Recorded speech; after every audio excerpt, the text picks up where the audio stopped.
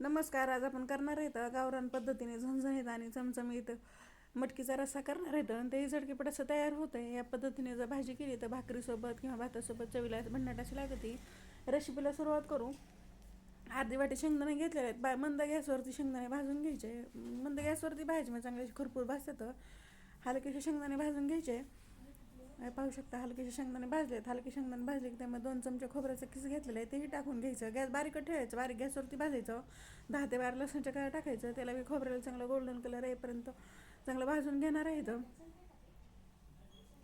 खोबऱ्याला चांगला आता कलर आलेला आहे आणि गॅस बंद करून घेऊ. त्याला आता शेंगदाणा आणि खोबऱ्याला गार करून घ्यायचं. गार करून मग मिक्सरमधनं बारीक असं पाणी घालतं वाटून करून घेणार आहे इथं. कढईमध्ये 2 चमचे तेल टाकायचं. तेल गरम झालं, हलकं गरम तेल झालं की त्यात छोटा चमचा मोहरी टाकायची.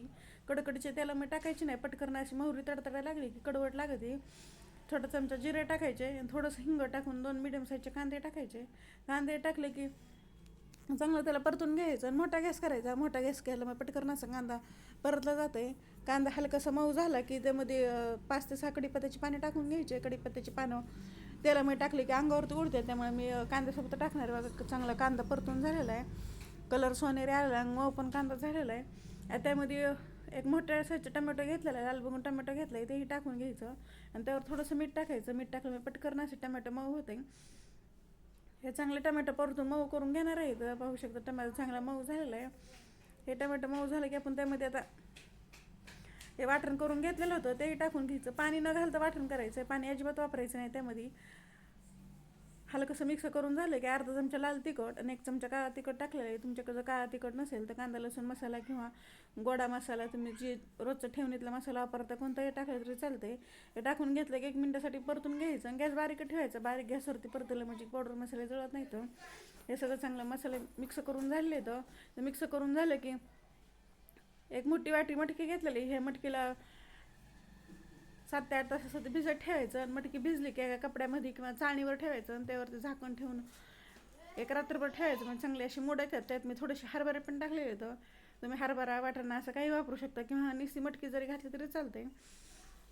मटकी चांगले मिक्स करून झाले की त्यामध्ये गरम पाणी टाकायचं आणि थोडंसं मीठ टाकणार आहे कारण टमॅटो मऊ करताना पण मीठ टाकलेलं आहे. मीठ टाकलं की चांगलं मिक्स करून घ्यायचं आणि उकळी काढून घ्यायची. चांगली आता उकळी आलेली बारीक गॅस करायचं आणि बारीक गॅसवरती झाकण ठेवून 10 ते 12 मिनटं चांगली मटकी शिजून देणार आहे. तर बघा 10 ते 12 मिनटांना चांगली मटकी अशी शिजलेली आणि मी रस्साची मटकी केलेली. तुम्हाला जर सुकीचं करायची असेल तर सुकी करू शकता. ह्याच पद्धतीने करायचं पण पाणी थोडंसं कमी वापरायचं किंवा पहिली जर शिजून जरी तुम्ही घेतली मटकी कुकरला 1 शिट्टी काढून आणि नंतर जर भाजी झटकीपट अशी मटकी भाजी तयार होती. भाजी झाली तर थोडीशी कोथिंबीर टाकून घ्यायचं की झणझणीत गावरान पद्धतीने मटकीचा रस्सा भाजी तयार झाली. भाकरीसोबत चुरून खाण्यासाठी किंवा भातासोबत चवीला भन्नाट अशी लागती आणि बेस्ट साहित्यामध्ये केली. हे माझी रेसिपी कशी वाटली कमेंटमध्ये नक्की सांगा. लाईक करा, शेअर करा आणि चॅनल जर नाही असं सबस्क्राईब करा आणि बेल आयकॉन दाबायला विसरू नका.